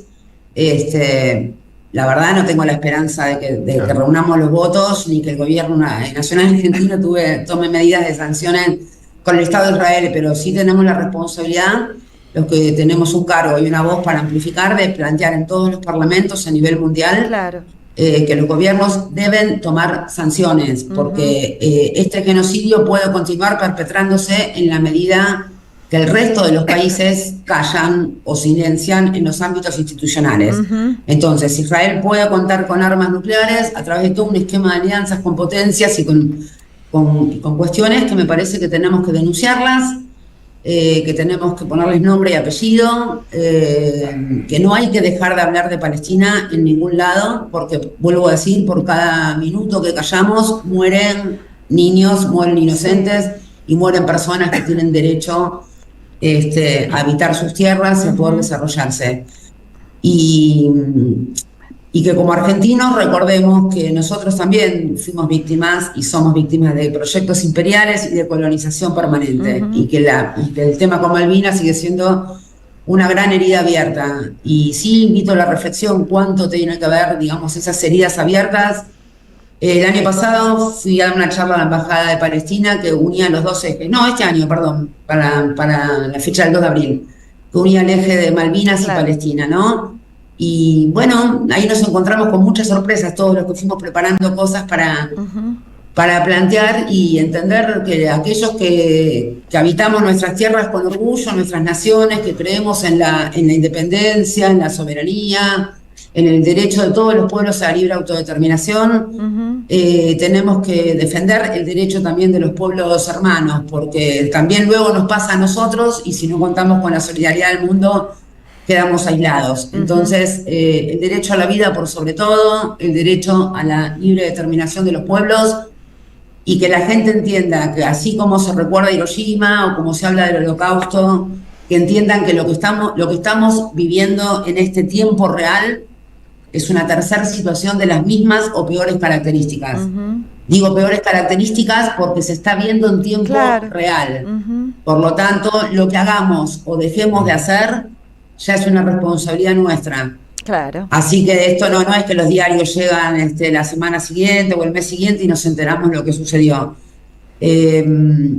Así que, digo, la situación es muy grave. ¿Hay más conciencia que antes? Sí. Hay más países, más parlamentarios, más académicos, más movilizaciones, más artistas que se van expresando. Sí, por supuesto. Pero, como digo, esto es realmente urgente, es un llamado de solidaridad internacional a toda la comunidad, desde cada lugar donde cada uno esté. No dejar de hablar de Palestina, es un tema bloqueado en la Argentina por muchos medios que también responden a intereses que les dan la orden de no hablar del tema y por eso no aparece jamás en la política internacional. Así que, bueno, también agradecerle, por supuesto, a las radios de las madres por estar siempre presente con todos los temas y la agenda abierta con total libertad de expresión. Así es. Bueno, muchas gracias. Entonces, Lorena, muchísimas gracias por tu participación en Diálogo Internacional. Hasta pronto. Gracias a ustedes y viva Palestina Libre. Así es, muchas gracias, Lorena, porque además Lorena pone el cuerpo, ¿no? Y eso es muy importante, en esa y en otras causas también. Bueno, excelente la entrevista, se nos va el tiempo de nuestro programa Diálogo Internacional, así que quería comentar algo lindo en estos minutitos, una noticia linda que tenemos, hay que comentarla, que en Venezuela han logrado recuperar a los 252 pibes, porque eran varones, jovencitos, muchachos, que estaban presos en esa cárcel terrible, el Secot del Salvador, que es el centro de confinamiento del terrorismo, por estar eran simples migrantes que estaban en Estados Unidos, pero realmente simples migrantes que estaban por tener tatuajes. Acá en Argentina estaríamos en el horno. Por tener tatuajes eran acusados de pertenecer al supuesto Tren de Aragua, una banda supuestamente criminal que está realmente desarticulada en Venezuela. Bueno, y los llevaron y los deportaron a esa cárcel terrible, ese campo de concentración del cual nos han llegado bastante imágenes. Así que negociación viene con el gobierno de Estados Unidos. Bukele es un pintadito ahí que solo les ganó dinero alquilándole las cárceles a Estados Unidos. Han logrado recuperar a estos 252 muchachos.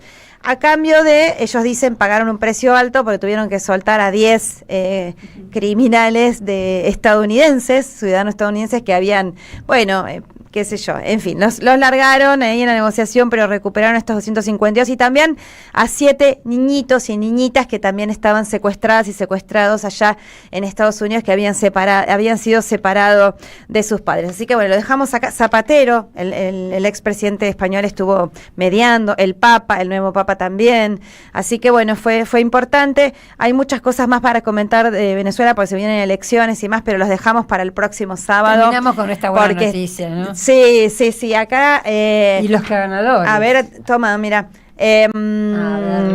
Tenemos noticias, acuérdense también de Iriarte Verde, vayan a comprar y búsquenla en la web, o si no, vayan a Río Limay 1233, a quienes les mandamos un abrazo grande a la cooperativa de trabajo. Y ya tenemos entonces los ganadores del sorteo. Te ayudo, dale.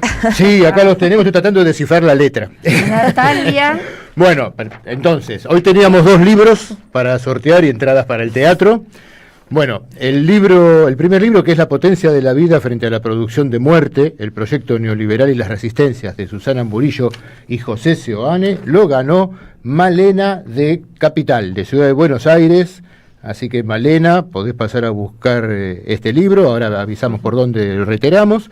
Y el otro libro que teníamos para hoy, que es Los perros, Memorias de un combatiente revolucionario, de Luis Matini. Natalia. Lo ganó Natalia, que termina el documento en 169. Uh-huh. Así que Natalia, te ganaste un ejemplar del libro Los perros, Memorias de un combatiente revolucionario.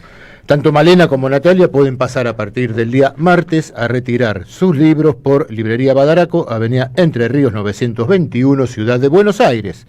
Y el otro sorteo que teníamos para hoy, que son las entradas para El invierno del oso, crónicas antifascistas de Stalingrado, de Manuel Santos, que se da en el Centro Cultural de la Cooperación los sábados a las 20:30 horas. La ganó Víctor Irazoki. Víctor Irazoki. Así que Víctor, sábado que viene al teatro. Si podés mandarnos un número de documento para la entrada, necesitamos los 3 últimos números. Pero bueno, Víctor Irazoki, te ganaste el par de entradas para DNI el sábado 510 acá. Para el sábado 2 de agosto, ir a ver la obra El invierno del oso en el Centro Cultural de la Cooperación. Bueno, se nos pasó el tiempo, no pudimos leer, los leímos, pero no pudimos mencionar a la gran cantidad de gente que nos escribió, entre ellos Roberto Casella, como siempre, un montón más. Les agradecemos de verdad los mensajes lindos que nos hacen llegar a Diálogo Internacional. Le agradecemos a Leonora Gosman aquí presente. Muchísimas gracias por estar en Diálogo Internacional. Gracias a usted. Un gusto. Por favor, un gustazo. Muy interesante la entrevista con Eleonora. Abrazo a Tilio, abrazo a Marce, abrazo a Telmi. Quédense escuchando. El tango será popular o no será nada. Y hasta la victoria siempre. AM 530. Somos Radio. Tronador, agua mineral, botellones y dispensers para el hogar y la oficina. Hacé tu pedido al 4201-2627 o mandanos un mail a info@aguatronador.com.ar. Tronador, agua de mesa envasada. 12 de octubre 632 en Avellaneda. AM530 Somos Radio. Buscamos la verdad siempre.